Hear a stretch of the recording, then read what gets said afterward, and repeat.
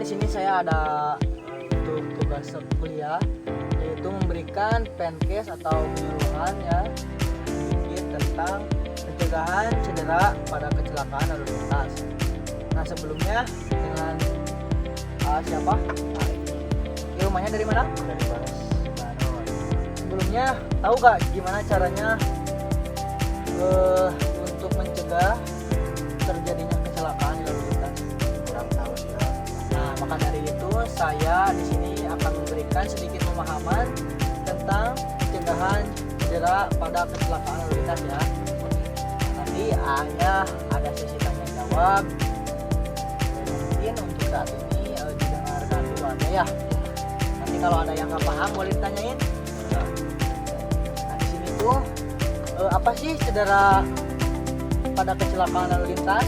Cedera atau injury pada kecelakaan lalu lintas adalah kerusakan tubuh yang terjadi akibat benturan, tabrakan, atau jatuh saat berada di jalan, baik sebagai pengendara ataupun penumpang.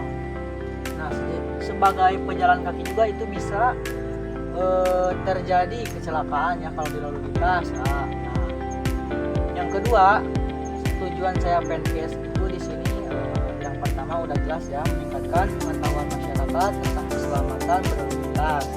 Yang kedua, mencegah terjadinya kecelakaan. Yang ketiga, mengurangi resiko cedera atau kecacatan dan kematian. Nah mungkin sampai sini dulu aja. Hanya ada yang mau ditanyakan? Ada? Boleh silahkan. Bisa akibatnya kecelakaannya apa? Nah akibatnya tuh disebabkan ya. Yang pertama itu sudah pasti kalau kita berkendara itu gak pakai helm atau sabuk pengaman kalau di mobil lah.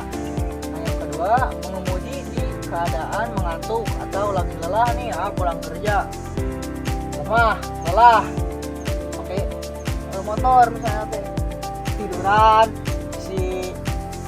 di jalan ngalenyap, apalah bahasa Sunda namanya. Nah yang ketiga itu menggunakan HP saat berkendara. Nah itu saya sering ya di jalan-jalan tuh banyak yang main HP, itu boleh. Yang keempat itu mengonsumsi alkohol, kondisi kesadaran yang tidak layak. Nah, adapun di sini jenis cedera akibat kecelakaan itu ada luka ringan, lecet, memar, luka sedang, luka berat, luka fatal.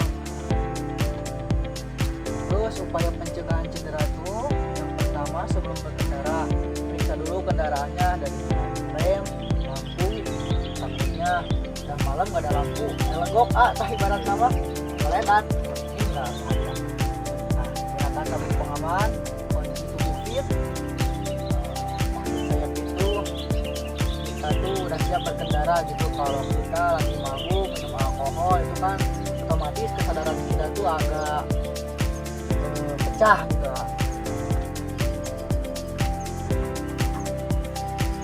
Nah terus sampai sini ada yang mau ditanyakan dulu gak sebelum saya lanjut? Ada, boleh. Pertolongan pertama dan dampak kecelakaan lalu lintas gimana? Nah kalau pertolongan pertama saat kecelakaan yaitu bagusnya P3K. Harus tetap tenang dan amankan diri. Periksa dulu kondisi, kalau masih sadar tuh periksa dulu kondisi A seperti apa. Yang kedua, jika ada pendarahan ataupun lecet ya, itu bisa dihentikan dulu pendarahannya. Terus kalau nggak bisa nih, kalau panik, keburu panik nih, hubungi bantuan medis. Nah yang kalau dampak kecelakaan lalu lintas itu pertama kan udah jelas ya, cedera fisik, kecacatan permanen tuh. Kecacatan permanen tuh kayak misalnya kita tuh infeksi dari kecelakaan itu karena nggak buru-buru dibersihkan, itu bisa terjadi ya, amit ini mah bisa kadang ada yang diamputasi atau jadi butuh lebih penanganan lebih serius lah. Yang ketiga tuh trauma psikologis. Pasti ada rasa ketraumaan. Soalnya kan kita kalau berkendara tuh kadang sadar, kadang enggak, tiba-tiba tubruk dari belakang, ditabrak. Nah itu bisa jadi shock nanti katanya, bahkan bisa membuat si diri kita tuh trauma. Nah, adapun yang keempat tuh kematian sih, tapi nauzubillah ya, hati-hati. Nah, saya lanjut aja ya. Tapi mungkin segitu hanya udah paham atau belum? Paham. Nah, dampak tadi kan udah saya sebutin, pertolongan pertama juga udah saya jelaskan. Nah, paling di sini ada peran tenaga kesehatan.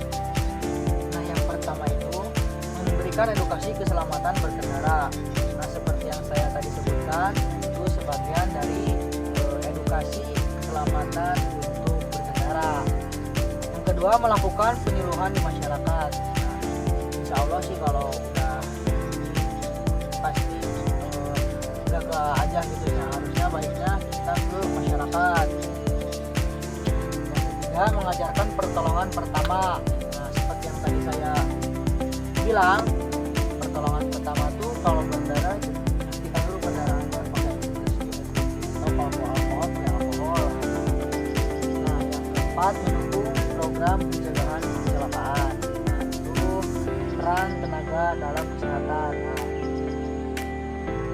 Nah, di sini langsung aja ya, dari semua pembahasan kita tadi. Nah, kesimpulannya yaitu kecelakaan lalu lintas dapat dicegah dengan perilaku berkendara yang aman dan disiplin. Keselamatan di jalan adalah tanggung jawab bersama.